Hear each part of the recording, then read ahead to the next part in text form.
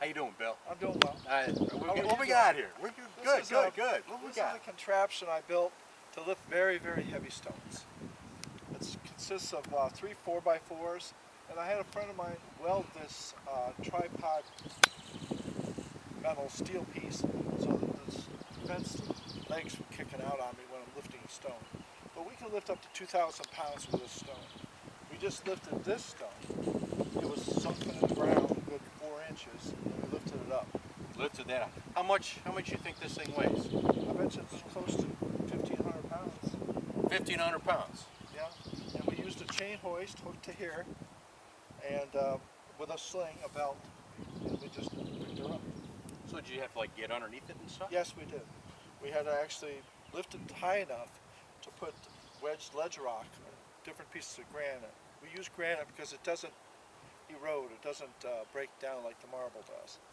And we put it underneath the stone. This is steel granite to start with. That's why it's held up so well to the elements. What is it? I'm sorry. Steel granite. Steeled granite. Yep. Now, Bill, either you know what you're talking about, or you just don't know. You don't know that I'm an expert at this stuff. Okay, what do you call that? No, I don't know. It looks like granite to me. I don't know. Steel granite. Well, steel's a process. Yeah. Okay. They shoot it with like a small BB gun, like BBs out of an air, like a sandblaster. Bee blast. Yeah. Yeah. Okay. And it just gives it a texture. It takes all the polish off. But this never had polish, I'm sure. All right. How So- old is it? What's the date on that? 1885.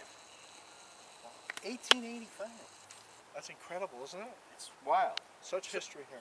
So now, you've been doing this. You're a stone guy, right? I've been doing it since 1978. 1978. That's when I graduated high school.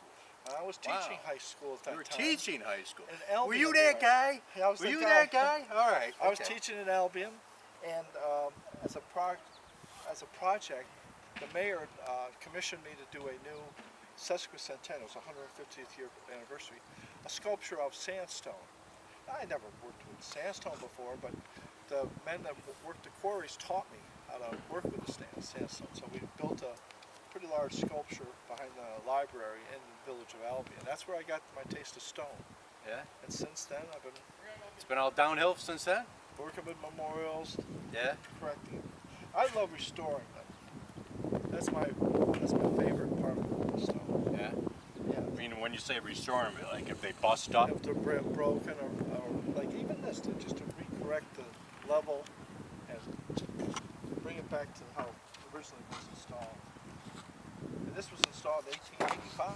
1880. Now, what did they use back then? They probably used something like this, maybe. Probably. I would say Probably, so. right? They had pulleys and block systems that they could lift it with.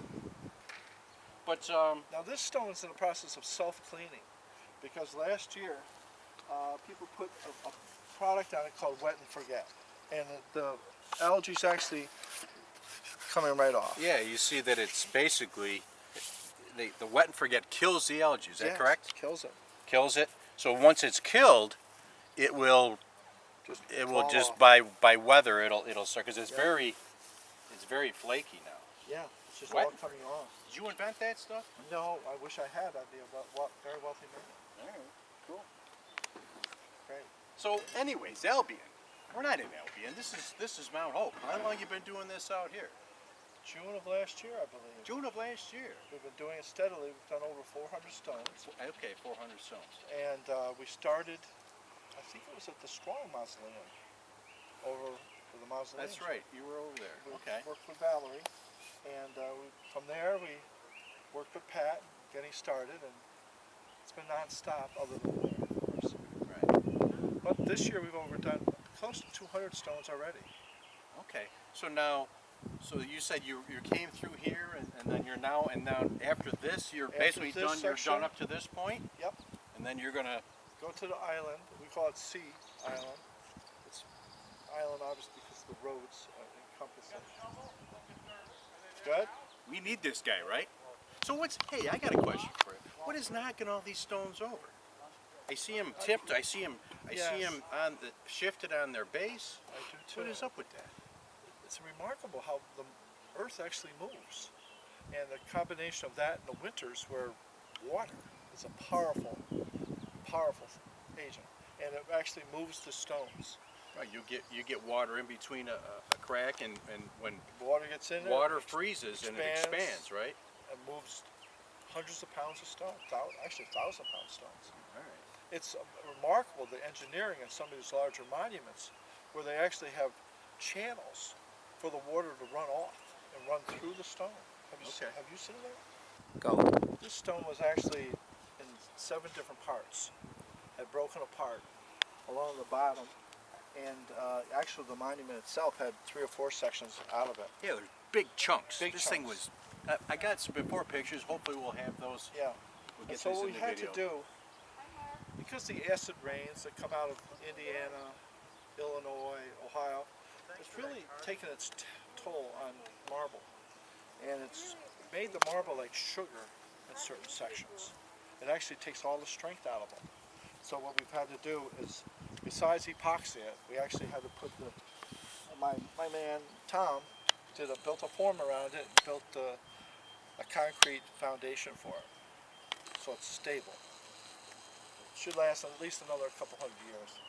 All right, now you say that you're going to have to be cleaning this up a little bit, right? We're gonna clean this all up, yeah, but we gotta wait for it to cure. Sure. It's a curing process. Bill, Yes. Tom, we were here the other day, and Bill was saying this thing is tippy, and all of a sudden, bam, it went over. And that's because the base was all out of skew and all this other stuff. Yep, But exactly. you got to back up. Yes, we did. You and your good buddy here, Tom. my good buddy. There we go. But what I want to demonstrate is to keep the moisture so it doesn't get caught between the monument and the base.